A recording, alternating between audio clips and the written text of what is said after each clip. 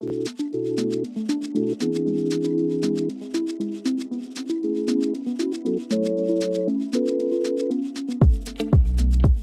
to the What's Your Grief podcast. I'm Eleanor Haley. And I'm Lisa Williams. We're the mental health professionals turned grief friends turned co-founders of the website What's Your Grief. In this podcast, we talk candidly about all things grief, from pop culture to grief theory.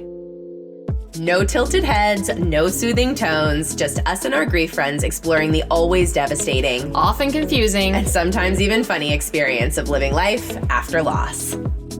Hey, this is Eleanor. And this is Lisa. Welcome back to another episode of the What's Your Grief podcast. How are you, Lisa?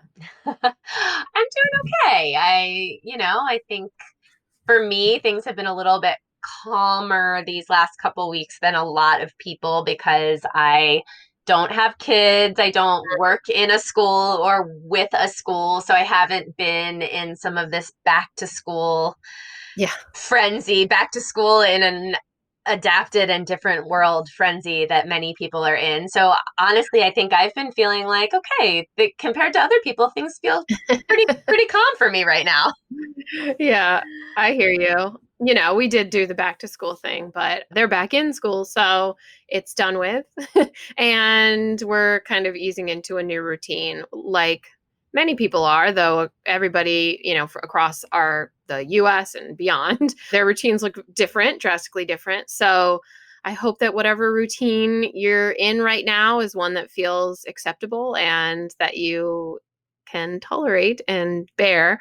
And if not, I hope you are finding the support and resources that you need to deal with this current situation that has been ongoing forever. It does feel like forever at this point.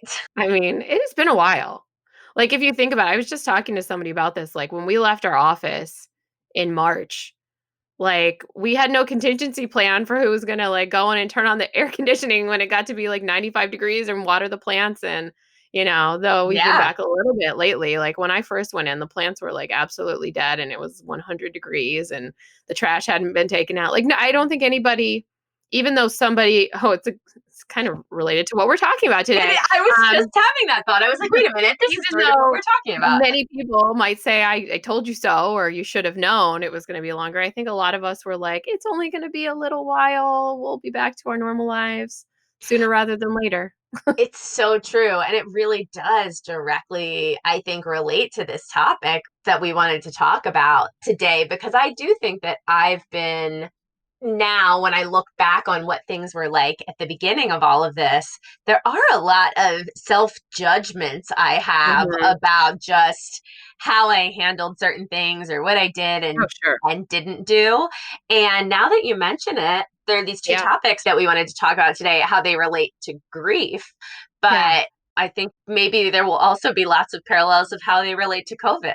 I think so. Well, so we're going to talk about two concepts that really just are things that we do all the time in our normal day-to-day life. So we're going to talk about hindsight bias, which is a term that I think a lot of people have heard and understand what it is in general. And then we're going to talk about something called counterfactual thinking, which I think is a little lesser known, but also you may have already heard of the term or you're maybe familiar with it. But I think because these are things that we do all the time, it is something that relates very specifically to COVID as well as grief. I think the thing that kind of ups the ante when we're talking about things like the COVID situation and grief is that we feel that the consequences and the stakes are much higher in those situations.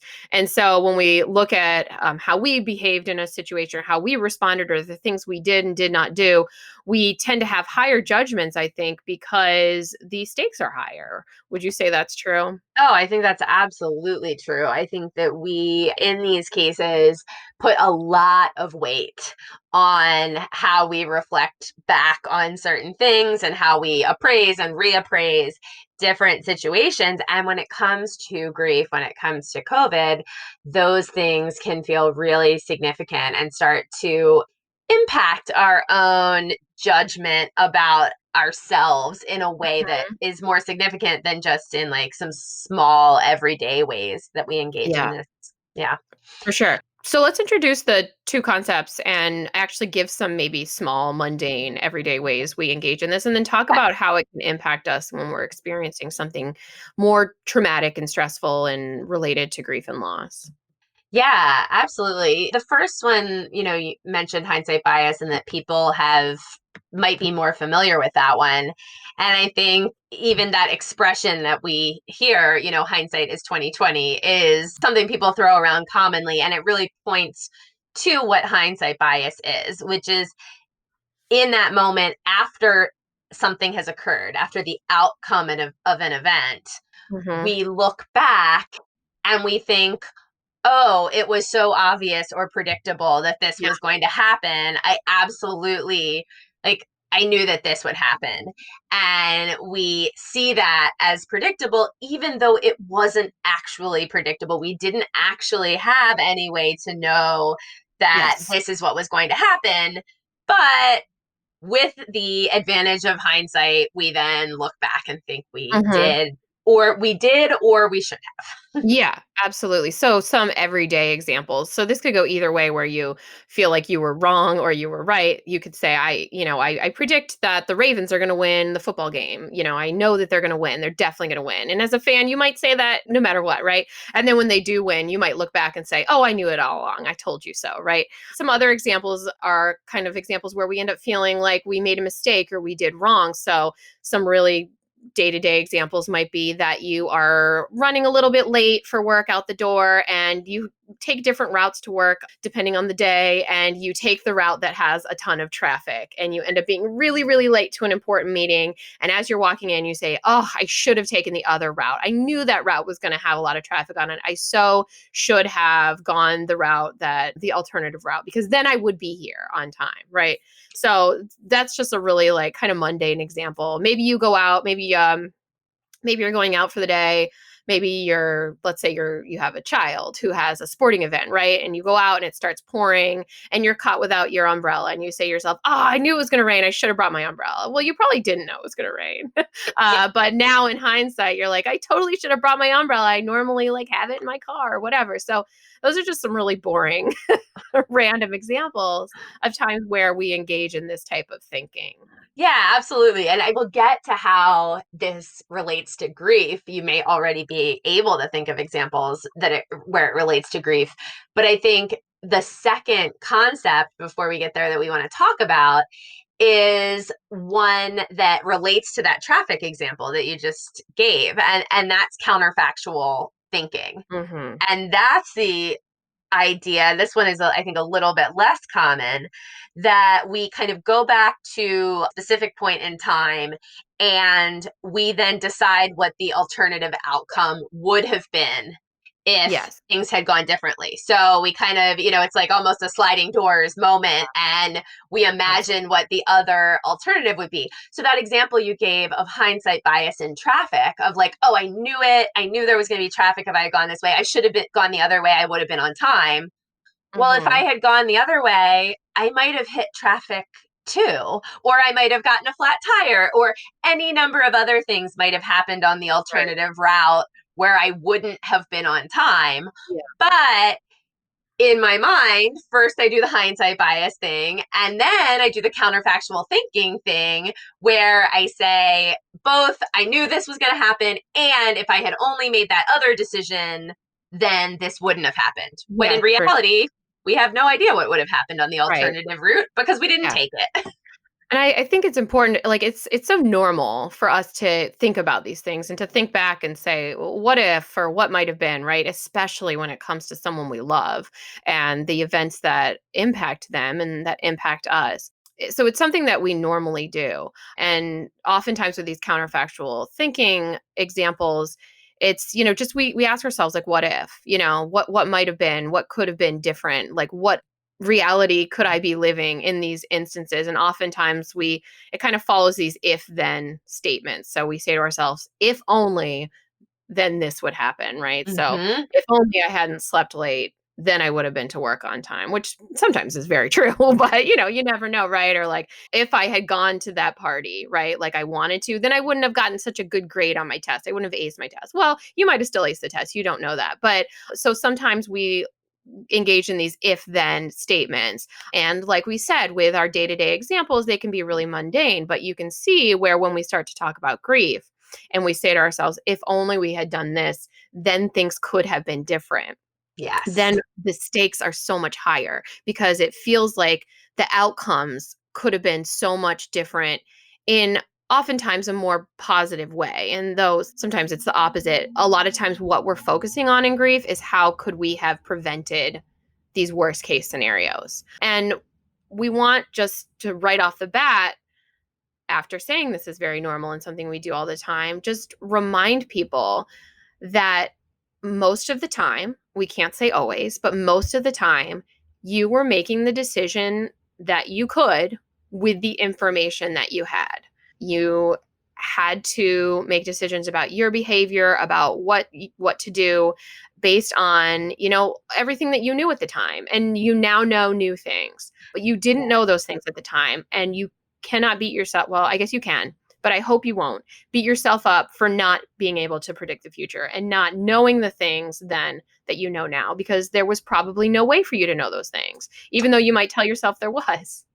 Well, and There that's, I probably think, wasn't. the thing that's hard is that once we know something and we're seeing the world through the lens of knowing that thing, it's very hard to really remember what it was truly like Yeah, to not know that thing, to be yeah. in that position before it happened, to really, and we may, even when we may theoretically be able to say, okay, rationally, I get it that I didn't know this.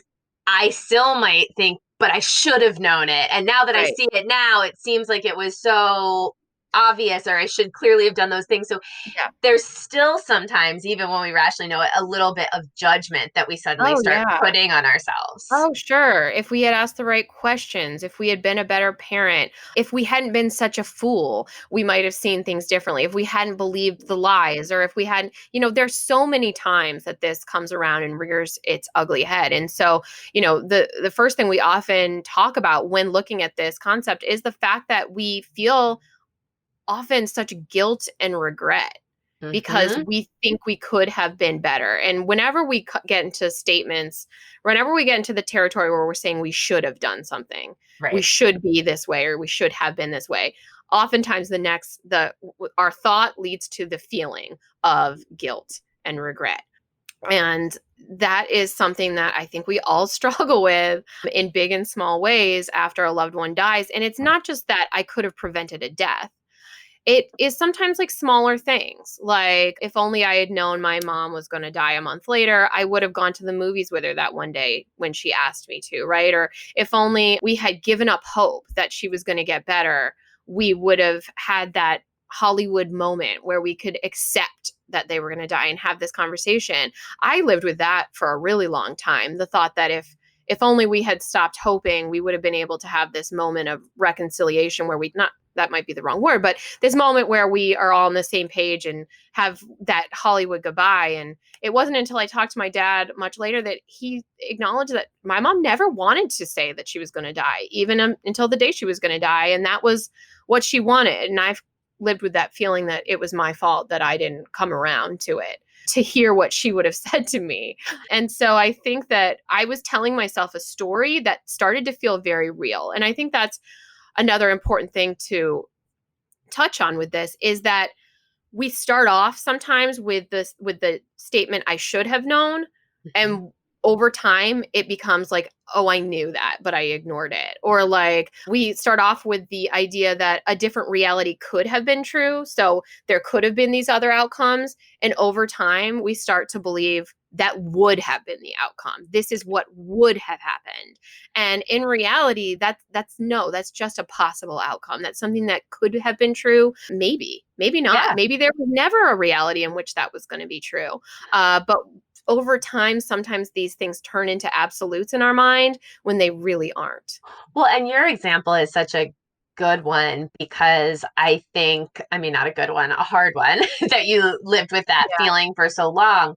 But it's an interesting one in that in so many of these examples, we don't get to kind of challenge our own thinking about it or realize what the other outcome, that it wouldn't have been what we thought. But that example with talking to your dad is so interesting, because that story of like, if I had just Mhm. come around, then we would have had this moment, and I could have connected with my mom in this way. And what's so interesting about talking to your dad and getting that perspective on really where your mom was is that's one of those moments where you do have a more definitive person being able to say to you, like, no, Yeah. actually, even if you had come around, that's not where your mom was. Yeah. So, like, that other story that you've made up in your mind, that it was Mhm. on you, and that if you had just gotten to a different place, that you would have been able to have a different outcome.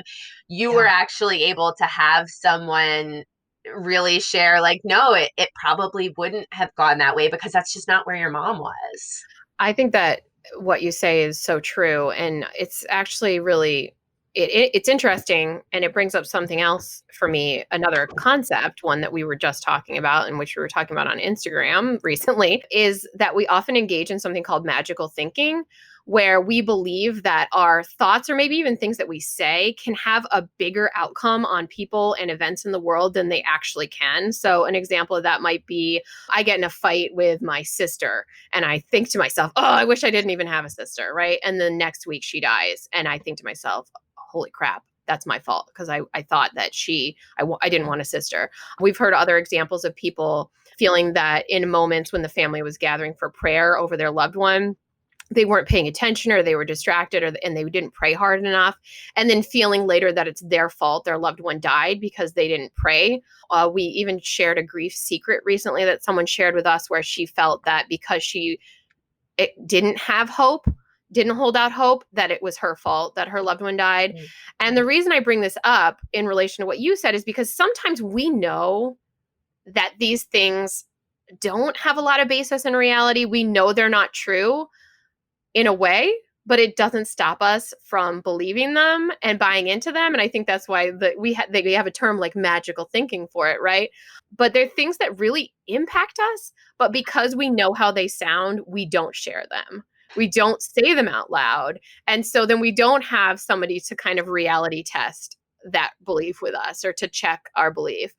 And so I think that oftentimes we can live with these things for a really long time. Like we've heard examples of people who have developed these thoughts as children, and actually magical thinking is very common in children, especially around age of 4 or 5 years old, Mm-hmm. develop these beliefs in childhood and carried them with them into adulthood and lived with that guilt. And so I think that what you say is really important about maybe being able to talk about it, if not with a loved one, but sometimes you can get into a situation maybe with a support group or with a counselor where you're able to talk some of these things out and also investigate some of the other evidence. so Yeah. so they might help you to investigate the evidence for your belief and also possibly the evidence that doesn't support your belief, and see that maybe it's not necessarily an absolute truth or not even something that you believe is true at all in the end. So I think that there's such power in being able to speak some of these things. Yeah, I was thinking about it's a little bit different, but I was thinking about this just recently because a couple weeks ago it was Overdose Awareness Day, and we did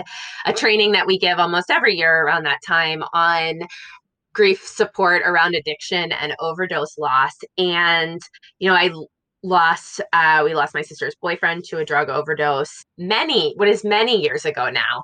And I have thought a lot over the years, but was thinking about it again when we gave that training about just how much the world has changed when Mhm. it comes to opiate addiction in the last, 10 to 15 years. And in many ways, when I think about my sister's boyfriend's addiction and his death, he was so close to our family, and there was so much that went into my sister and her boyfriend's addiction at the time for the rest of our family, that look back at that now and I realize there's a lot of judgment that I have now about why we didn't do certain things. And Yeah. there are things where, like, I look back and I think, oh, we must have seen that, or we must have known that it was an option to Mm. go with this type of treatment or to do that. And then I have to catch myself and realize, like, no, those treatment alternatives like weren't even things that were being discussed at that point in time.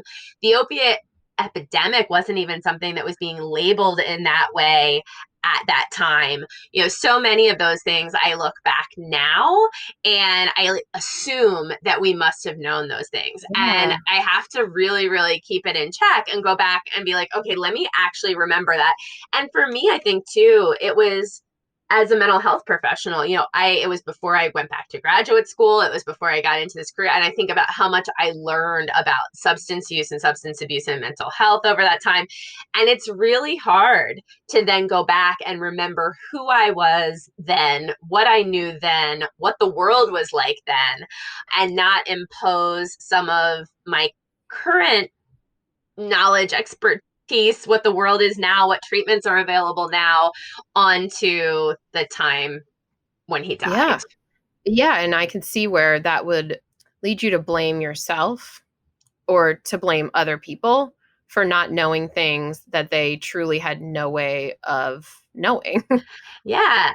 But you can see, like, I think oftentimes blame is a big deal in grief because of the counterfactual thinking. Like, if somebody had done something different, we would not be here today. And so I think sometimes we want to believe, I think blame does two things for us. Sometimes it gives us a sense of control Mm-hmm. in an uncontrollable world, and sometimes it makes sense. It like gives meaning and makes sense to things that are totally senseless.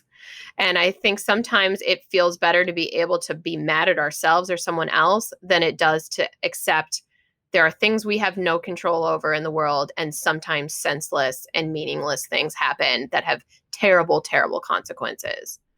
Oh, absolutely. And even thinking about the way that I just framed that, right? Like thinking about the idea that if I had known more, or if there had been more treatment options, or all of those things that maybe the Hmm. outcome would be different, when in fact the reality is there are many family members who are substance abuse counselors themselves, who know tons about the treatment options that are available, about all the signs of substance, about all of these things, and still have loved ones who die of substance use disorders. Like those outcomes are never guaranteed, but I think that's what's so hard is like we want to have that control that says, okay, but if I just know enough, or if there's just enough resources available or enough out there, that then the outcome the next time or in another situation would be different. So I think you're exactly right. Oftentimes it's scary to say,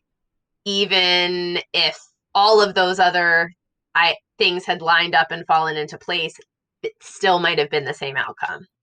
Yeah, and like we said at the beginning of the course, I think we can see a lot of this happen, this buying into alternative outcomes and blame and feelings of guilt and regret and if onlys with COVID, of course, because people who are losing loved ones to COVID are probably running a number of scenarios based on, if only I had, not let them go out in public. If only we hadn't taken that trip. If only I had known I had it. And I think maybe I gave it to them. And so running through all these different scenarios about how we could have prevented someone's illness or death, I think it must be very common for people right now that we don't know a lot in terms of like empirical research and facts. I'm just assuming based on what we know about people and based on what we know is going on that this is something that many people are probably really struggling with. And I think it's a good example of kind of what you just said. When it comes to COVID, there's still so much we don't know, right? And so we're learning new things every day. And people didn't mean to do the things that they possibly did that contributed to a loved one getting COVID. Or we didn't, it's quite possible that we had no say over whether our parent went out in public or took that trip. Sometimes we believe we could have prevented our loved ones from doing things we never could have prevented them from doing. And so I imagine this is something that people are struggling with right now. Yeah, and I think it's things that we're seeing people certainly talk about some in on our social media and in comments, and we have e-course for people who are grieving a loved one who died during COVID, whether it was of COVID or something else. And I think one of the things that we're also seeing described is that then it can bring up an anxiety going forward. And there is that feeling of, okay, if I had done more to control it in the past, if I had done everything I should have been doing to control the situation so my loved one didn't get COVID, they wouldn't have gotten it and the outcome would be different. And so now I need to control everything to make Mhm. sure that it doesn't happen to my other loved ones or to me. Or, I think that sometimes that cycle is we look back at it and we think we had power that we didn't really have, Right. and then it can lead to excessive anxiety. And of course, everyone, we do need to be safe and thoughtful, we are in a situation where it makes sense that people are having uncertainty and anxiety. But when we take on that added level of guilt that Yeah. may or may not be accurate or warranted, we can be carrying the weight of that and trying to assert control in these different ways that might not be Yeah. realistic. You're right. I do think that we think we have a power and a control that we don't have, and it's terrible that we have to do this to ourselves, but I know that we do. I know we do it to ourselves, and I hope that anybody who's struggling with feelings of, I could have changed fate. I could have Mm-hmm. told them to leave the house 5 minutes later. I could have, been home 5 minutes earlier. I could have found them sooner. I could have done so many different things. It's such a normal thing to do, and I know that so many people are feeling pain and struggling with it right now, and I hope that if this is something that resonates with you, Mm-hmm. that you'll consider exploring it a little bit, even though it might be a source of some of your most intense pain. And if it's something you're really struggling with and that you feel like is really keeping you stuck, consider talking to somebody professional about it. Cause like we mentioned earlier, sometimes a counselor can just help you to examine it in a way that feels a little bit safe Yeah. and to look at, the reality of it. And yeah, I think that there can be such benefit in being able to explore it and understand it a little better. And nobody sometimes we don't want people to take our beliefs away from us. We hold on to them even though that we know that they're painful and they hurt us. I don't know. I think sometimes we can just get perspective even if we want to keep the belief. Well, We can and have a little more perspective.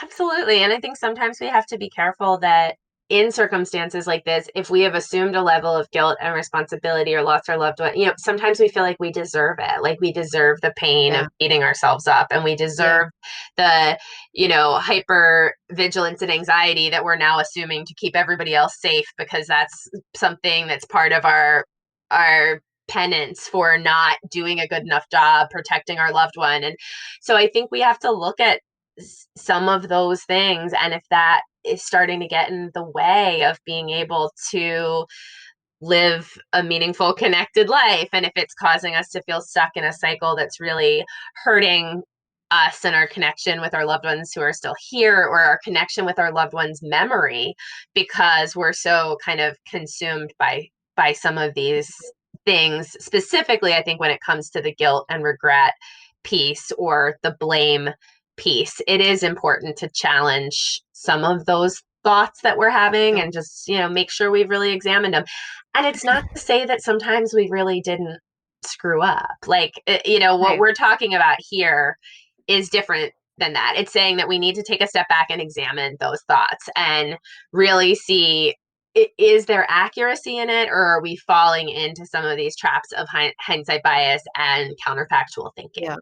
Even if talking to a therapist seems like a big step for you, like using the example I shared, my personal example of talking to my father about the situation Mhm. was helpful. So just maybe even being able to talk to somebody about it, maybe somebody who has knowledge of the situation or maybe somebody who doesn't. I think that one thing that can hold us back from doing that is sometimes we feel like we're confessing to something, especially when we've really bought into the narrative that we're guilty. I think sometimes if we open it up because there's some shame there, we feel like we're confessing that we're a bad person or that we're at fault. And I encourage you to push through that a little bit and Mhm. open yourself up. And maybe if you don't want to confess or acknowledge something to people who are close to you, choose somebody who's maybe not quite as close to the situation. Maybe Mhm. a friend who doesn't have a lot of knowledge of your family or your Yeah. friend group. Also, one thing we'll say is if you're not someone who is comfortable talking to people about any of this for very understandable reasons, something that we always recommend is writing about it. You don't have to be a writer. You don't have to be a regular journaler. You don't even have to write complete sentences. But sometimes just writing about things can help give you new perspective on them. And so we would encourage you to explore some of these, maybe some of the ways that you feel like you're blaming yourself or feel guilty and regretful because of hindsight bias, and maybe even exploring some of those counterfactual outcomes that you have been believing could have possibly been the truth.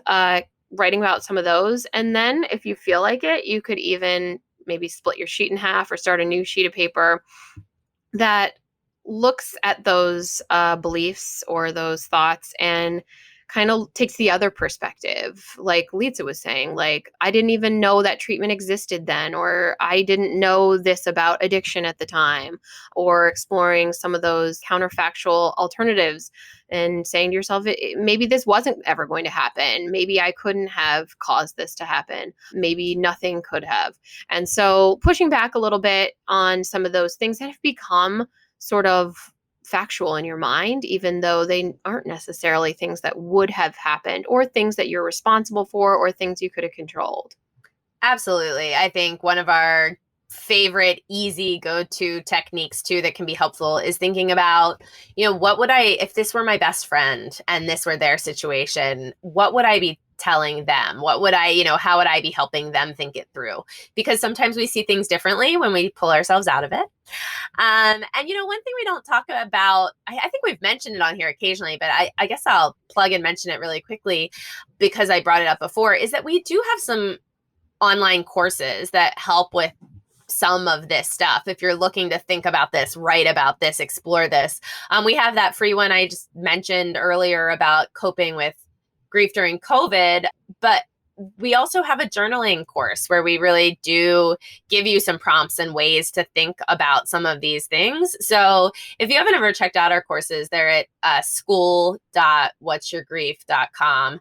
And maybe a way to explore it if it's something where you feel like you need a little bit more guidance and support. Yeah, for sure. Well, with that, I think we can wrap up for today. And as Lisa said, there we do have other resources. We have articles and things like that. We will actually we're trying a new format for a notes page. No promises, but we will be sharing that in the future. And so you can look back on some of the notes. But that said, if this is a topic that interests you and you want more information, please, you can always email us at podcast@whatsyourgrief.com and just say, is there any other, can you share an article with me about this or whatever question you have? We will try and answer. So with that, we hope everybody is doing okay and we will be checking back in again soon.